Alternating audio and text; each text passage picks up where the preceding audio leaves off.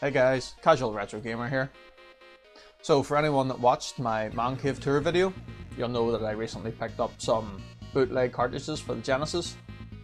This one, for example, is The Simpsons and Streets of Rage 2, and while this does work fine in my PAL Mega Drive, the other ones, such as Turtles and Streets of Rage 2, doesn't work, as this needs an NTSC console. And that's what we're going to fix today. Today, we're going to region mod this. So we need some stuff to do this. We need a couple of switches. We need two different colours of wire. I'm going to use red for 5 volt and the black for ground. We need soldering iron. I'm just using my 30 watt iron today. This is fairly simple stuff, no need to get the big soldering station out. Some solder. Screwdriver to take apart the Mega Drive. We need a knife to cut the traces, and we need something to cut our wire. So while the soldering iron's plugged in warming up, let's get the Mega Drive apart. So if we go to the bottom of the machine here, you'll see there are 6 screw holes. So let's get these screws out.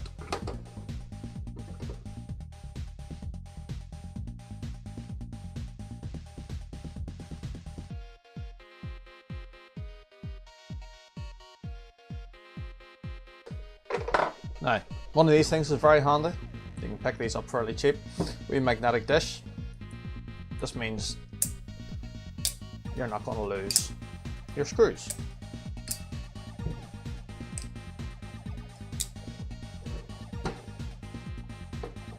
Now, you need to be very careful when lifting the lid of the Mega Drive, as the LED here is connected to the board, obviously, below.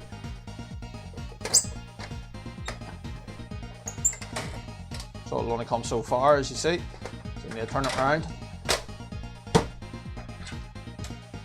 And then the LED, hopefully you can see this, the 2 LED legs.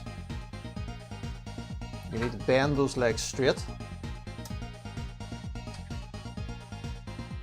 And then you can slide this off. This connector here, you slide it down off the legs. And that's our lid disconnected. See how we get on later. We'll maybe even change the colour of the LED.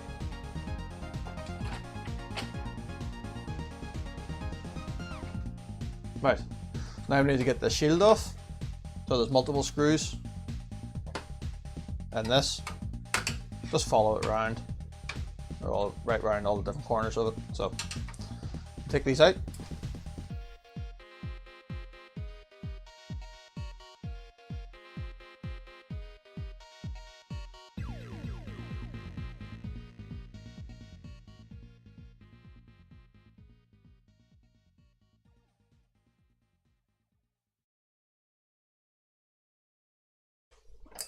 Right, there's also one gold colour screw at the top here, it has to come off.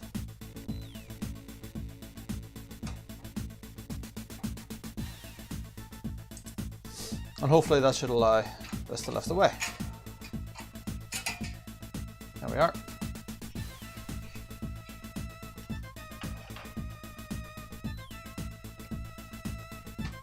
So here's the Mega Drive. Right, so this is what we're interested in today. Jumpers 1, 2, 3 and 4. On this side of the board, the jumpers go ground, 5 volt, ground, 5 volt. And then on this side of the board, we have Japanese language, English language, PAL and NTSC. So there's currently a trace on here for English and for PAL, as this is an English PAL console. So what we need to do is cut these 2 traces.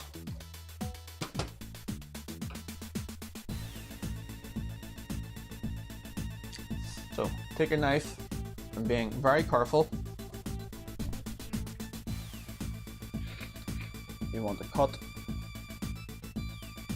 into the board, cutting the trace, and again cut the one below it. Don't want to cut too deep, obviously, you just want to make sure you've cut the trace. Now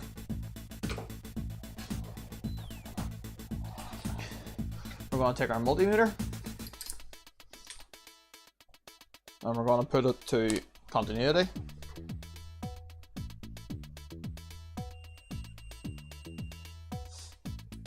You can hear that working there. So we're just going to test that we have successfully cut those traces. Yep, no continuity. No continuity, that's what we wanted. So traces from across jumper 2 and across jumper 3 are now cut. Now we need to make some wires. Well, actually, before we make some wires, we need to decide where we're going to put our switches.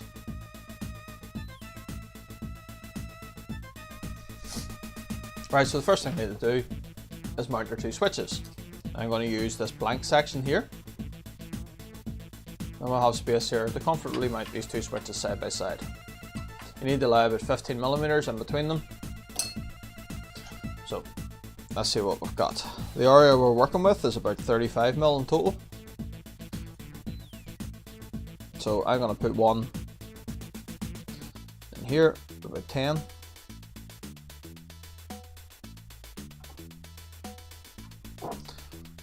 Ideally what you want to do is get a pencil or something to mark this with, but I'm just using the knife. And then we're going to put the other one in right here, about 25. Oh.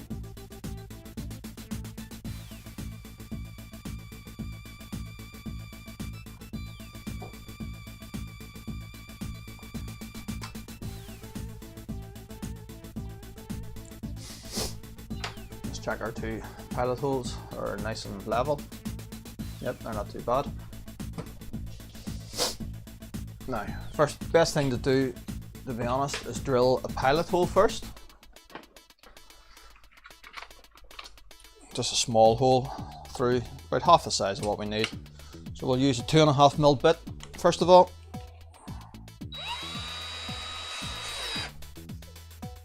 And let's get drilling. Now, if you're not comfortable doing this or if you're unsure, I'd recommend to remove the motherboard.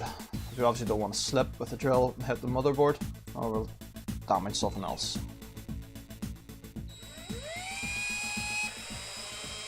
Just take it nice and easy. There we are. And the other one.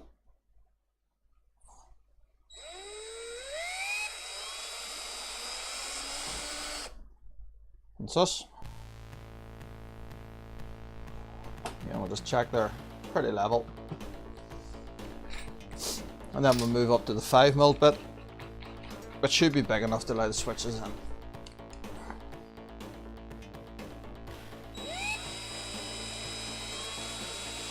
You know, we don't want to apply too much pressure here, just a light pressure, let the drill do its work. Always take your time. There we are. We'll do the other one.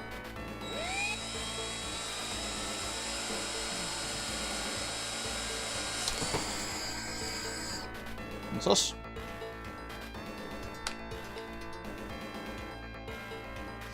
Then you just want to take your knife and tidy up the inside of this a wee bit. Just cut off those. There'll be a couple of wee bits purred up on that, so just cut them off. Really shake. There we are. Now we can just check that these are going to fit.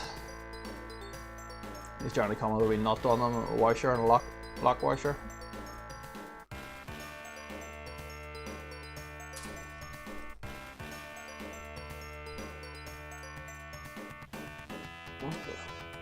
There we are. So hopefully these will go through. Nope.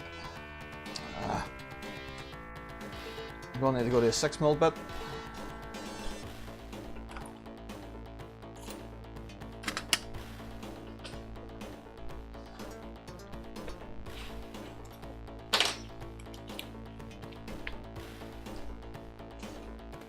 Again, just take your time.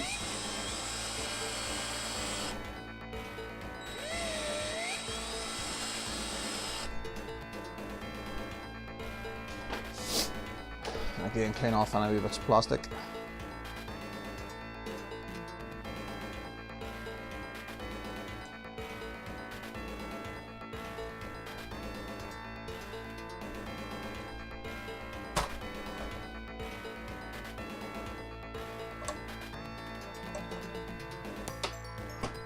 Right, hopefully it fits this time. Yep, perfect. So we're going to end up mounting one of these like so.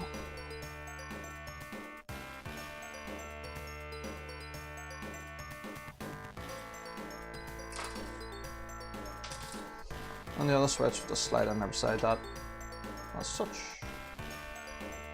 Now, before we actually go and mount them, it'll be easier to solder the wires to them when they're not actually connected.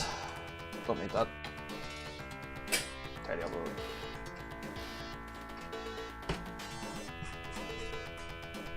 Now, so we need 4 bits of wire. We need 2 grounds long enough to get from here and back, and 2 5 volts long enough to get from here and back. I'm using this 7 times 1.2 millimeter equipment wire. We picked up fairly cheaply online. I think a roll of this, 20 meters of this, was £5 or something like that.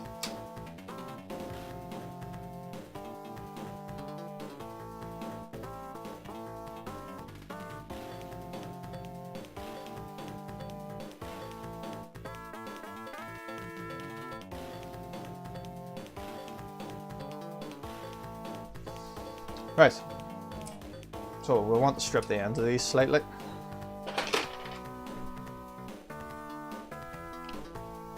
That's all you need. Just a wee bit of exposed metal like that. It's more than enough. I'll just do all of these quickly.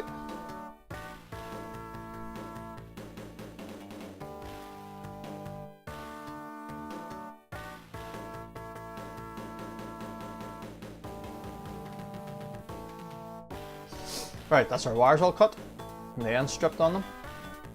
So next thing we need to do is put a couple of blobs of solder on the board here. We're just going to worry about this side for now, and as I said earlier, it's ground plus 5, ground plus 5.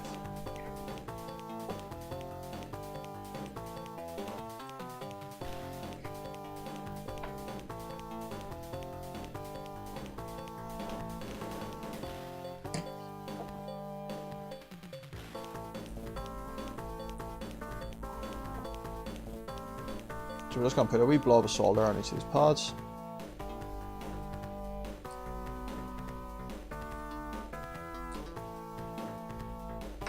There we are.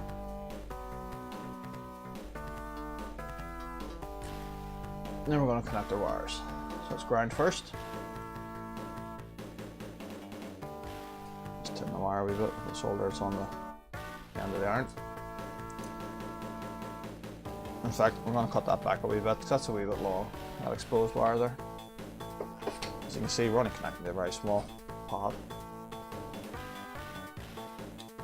There we are.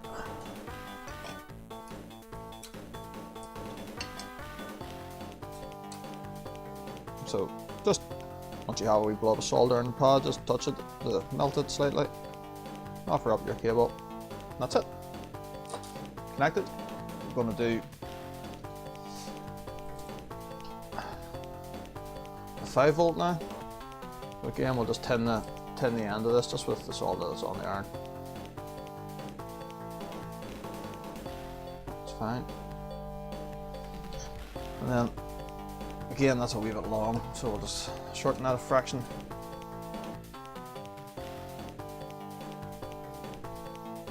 There we are, that's all you need really, just a wee bit like that.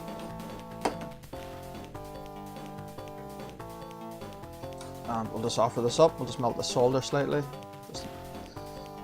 and make sure it sticks.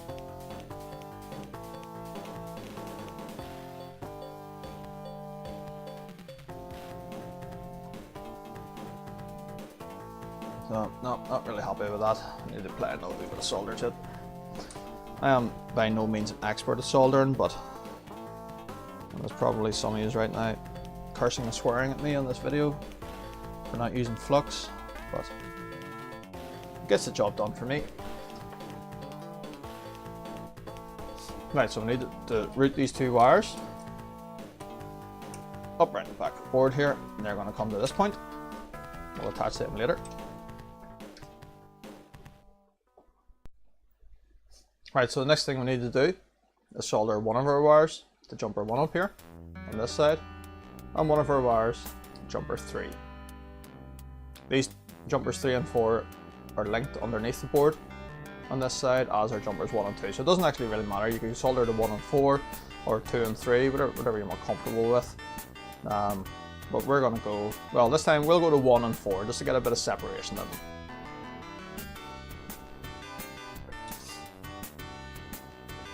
So as before, you just want to apply a little bit of solder to the pads that are there.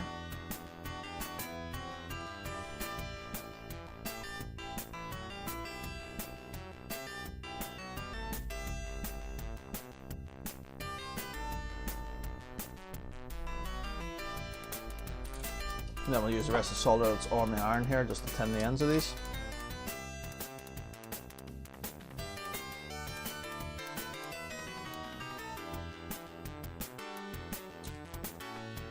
Again, that's a little bit long, so we're just going to cut that back.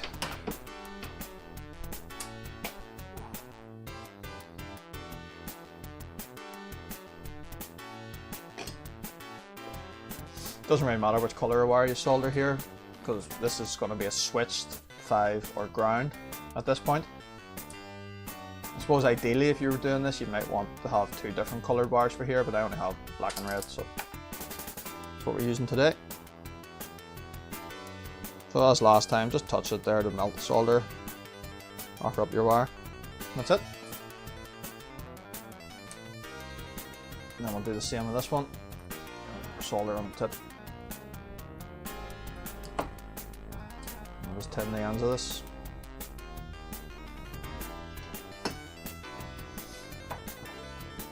Again, we're just going to cut this back a wee bit because that's a wee bit long.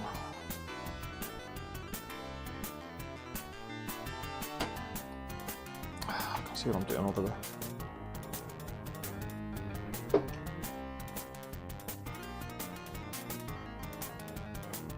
And we're going to connect this one here to 4.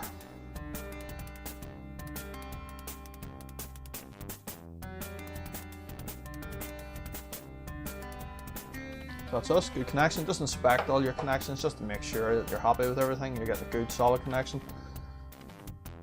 If in any doubt, just apply another wee bit of solder to it. That one up there on pin 1 doesn't look the best. No, it's fine. Now, so this is our ground.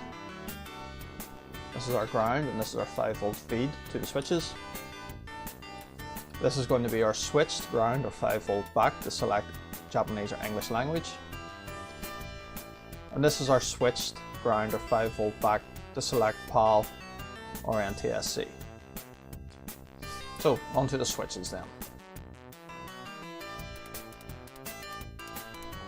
Okay, so the next thing we need to do is take all our wires here and connect them to our switches. So to make life a bit easier, we're just going to take the switches back out here, the holes were drilled. And we're going to come over here and we're going to put them in this wee vise.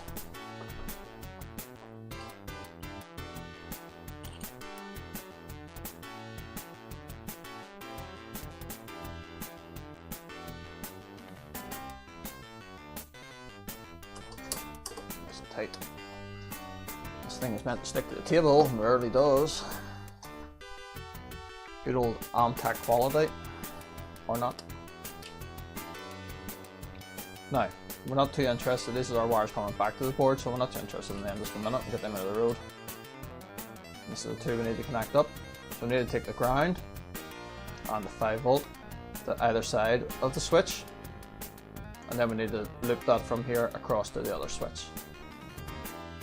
So we'll need 2 extra bits of wire like this. Now, you'll probably see on these that there's nice wee holes in these switches to help us with the wires, so we're going to use those to make life a little bit easier. So we're going to take our ground to the top of the switch here, just put the wire through.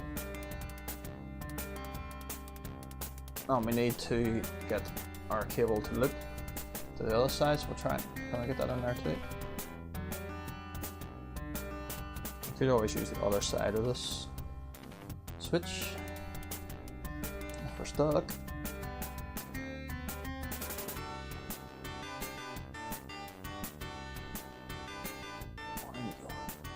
There we are, perfect.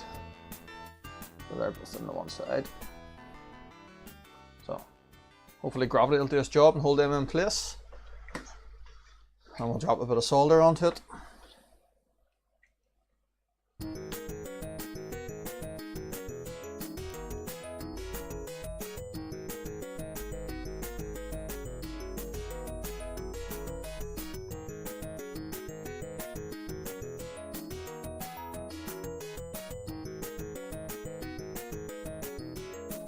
Right, let's see what that's like.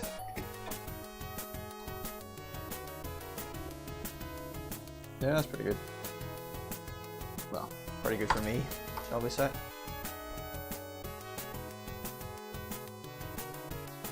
Let's make it a little closer here. Then we need to connect this to the other side of this. We're just leaving this one. I know this wire is probably a wee bit long, but it'll make it easier to get the switches back in later. So again, just poke the wire through the hole in the switch and offer up a wee bit of solder.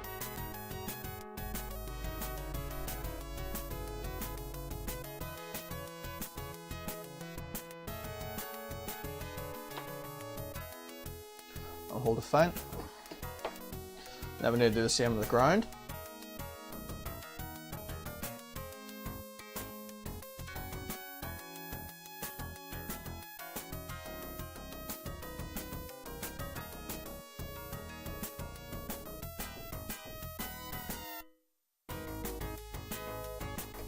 Then finally, we need to take our wires that go back to the motherboard and connect them to the center pins on each side. So the red wire here goes back to the switch between Japanese and English, and we'll connect that to this switch.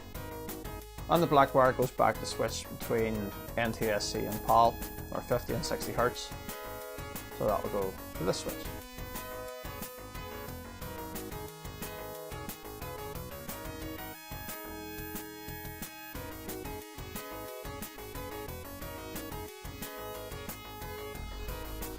Okay, that should be it.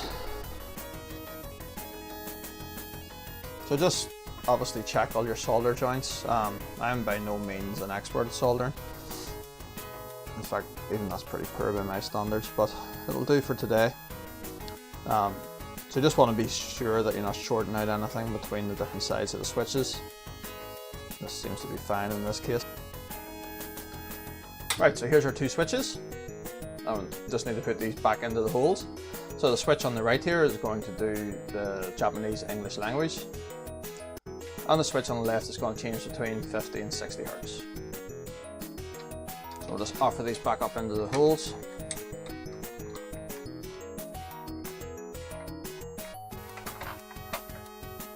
Right, we'll spin this around to make it a bit easier to see. And here's our switches, and then we just need to, using the washers, the nuts that come with them, we're just going to screw them on.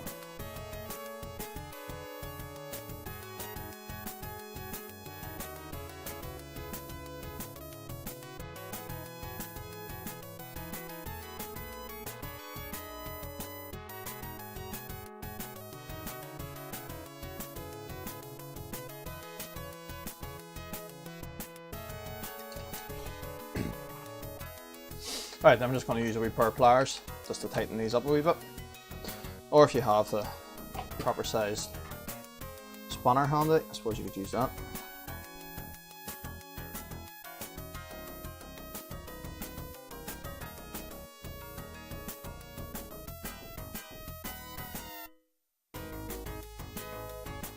Alright, so now we need to route our cables. I was originally intending to bring the cables this way, but that is not going to work because it's going to foul the shielding, and I don't want to have to start cutting the shielding just for these wires. So what we're going to do is we're going to route the cables down here and across the board like that. So just to help hold them in place, I'm going to use a bit of electrical tape. I'm using blue because that's all I have to hand. Blue for Sega and all that. Just tape these together quickly like that, and then I'm just going to attach them to the top of the side log, just like that. That'll help hold it in place. So now we can put the shield on. And don't forget this wire here for the LED. It comes up through this oval slot here, the front of the board in here. Drop that into place, and then we'll start screwing this down.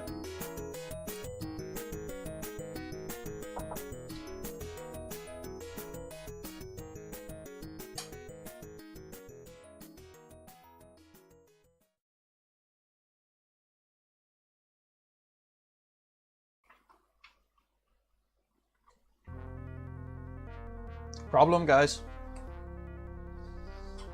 This part of the shield is fouling the two switches, and it's resting against two of the switch contacts, so it's going to cause a short.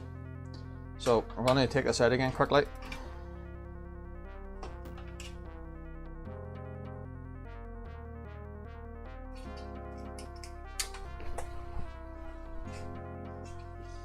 And what we're going to have to do with this bit here is all we're going to do is bend it back on itself. So we're just going to use our pliers, and we're just going to bend that down flat. In fact, you don't even need to use your pliers, you can just use your fingers. I'm just going to bend that down flat like that. And just to be double sure, we're going to put a wee bit of tape just along the top of that.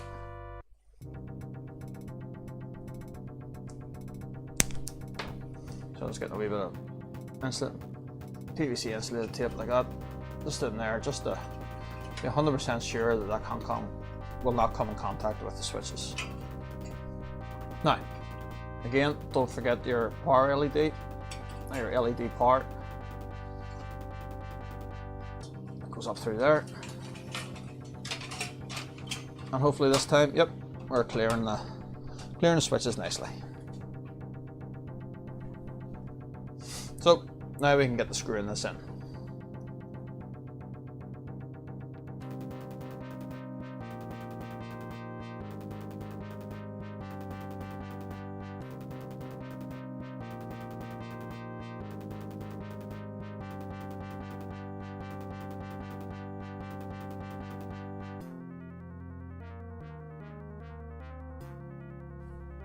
And don't forget the gold screw. It goes in the top here. It's screwing in the metal. It's a different colour, it's a different thread on it.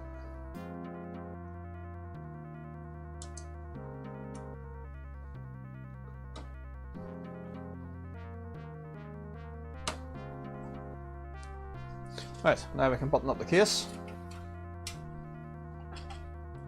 I did mention earlier that we might change the colour of the LED, but what I'm actually going to do is I will save that for a future video where we're going to modify this, where we'll modify this slightly. And what I'll do is I'll get a dual colour LED, and we'll change this so that when we're in PAL the LED is blue, and when we're in NTSC the LED will be red, or vice versa. So this bit can be a bit tricky. You need to turn this around,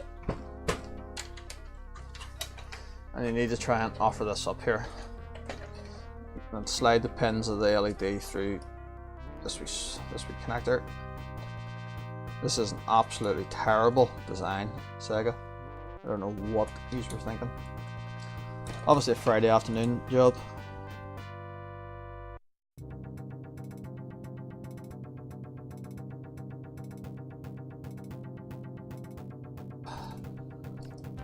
The unfortunate thing with this idea is if you take your Mega Drive apart a few times, these legs will break and you'll have to replace it anyway.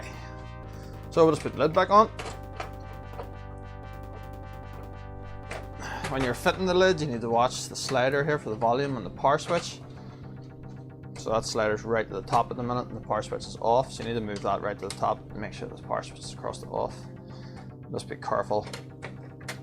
There we are. Just check that that's working okay. You should feel a wee bit of resistance in the switch when you're moving it, and obviously feel that click. So those are on okay. And then we'll just put our 6 screws in, and that's us done.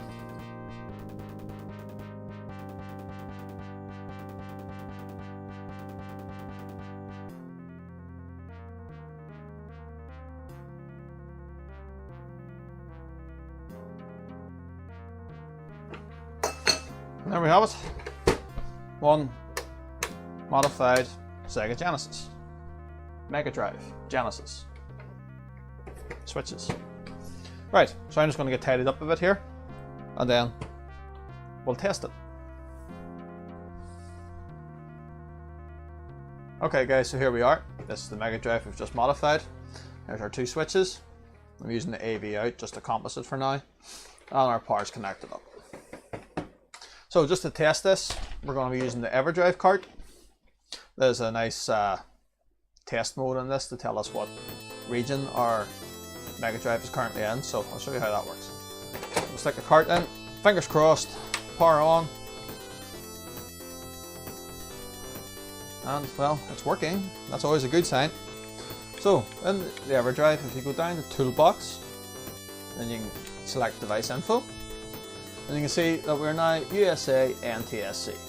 So if we first of all change our language switch, and as you go out of that, press B and press A again to go back into it, you can see we're now Japanese NTSC.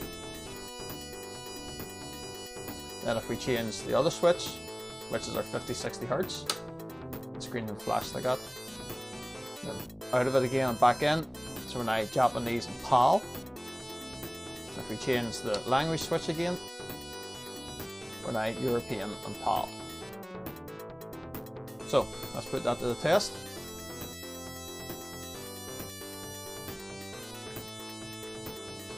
I'm going to select game.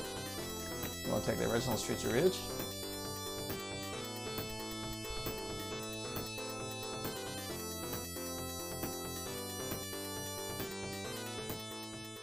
Now this should boot in PAL, so this game should run.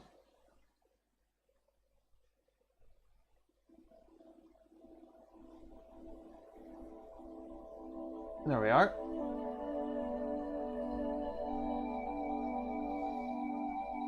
Now if we change the language switch, and if we go to the main menu, oh, why is it showing corruption? I should say bare knuckle.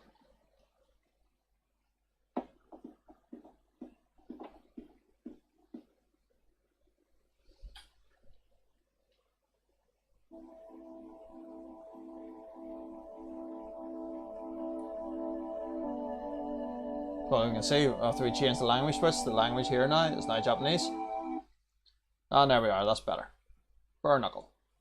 If we change that back again, just wait for the demo to load. And we'll press start.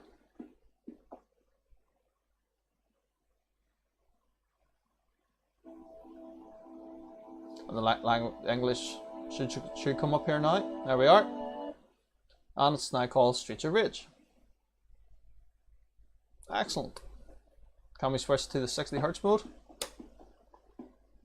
No, this TV doesn't like 60 Hz, but we know it's working anyway. So, the thing we wanted to test.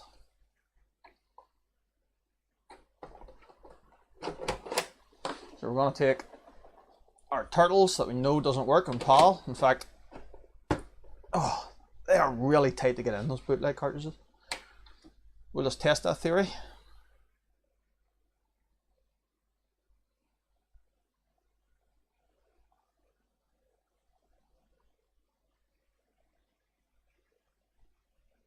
So, here we are. This cartridge has been developed for use in North and South America only. It cannot be used with hardware units for sale outside these areas. So we're going to flick the switch, change that, and we're going to reset the console.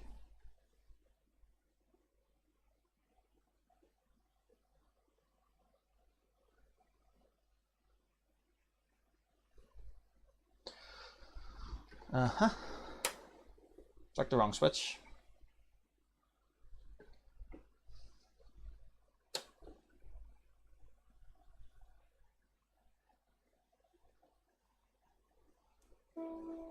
So there we are. That's it booting up now, fine. In NTSC mode.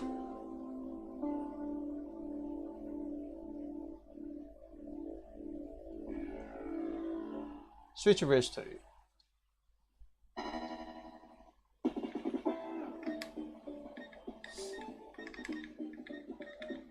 Right, so we just, obviously with this turtle's bootleg, we just pick the character we want here, and then our turtle is down here.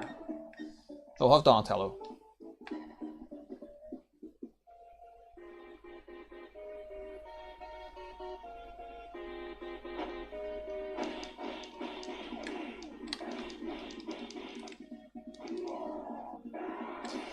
Right, so it's obviously black and white.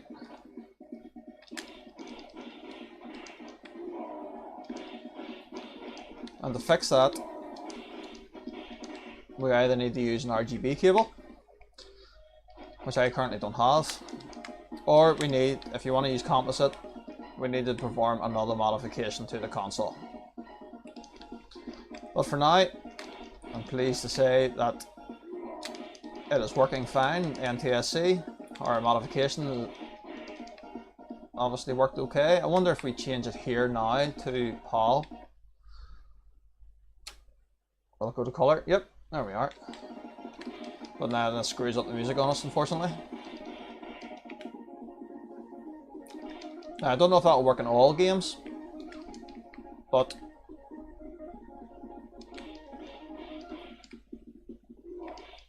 obviously the region check is at the start of the game, at boot up. So once you get past the region check, you can probably change back, but as you can hear, it has completely screwed up the music on us. So I'm going to see about ordering up an RGB cable for this, and I may look into doing the other mod as well. I need to order some parts for that as well, but I'll have a think about that, because I would like to have this over RGB just to improve the picture. But in the meantime, that's all for today, guys. Thanks very much for watching. If there's any comments or anything, please leave them below, and I'll see you next time.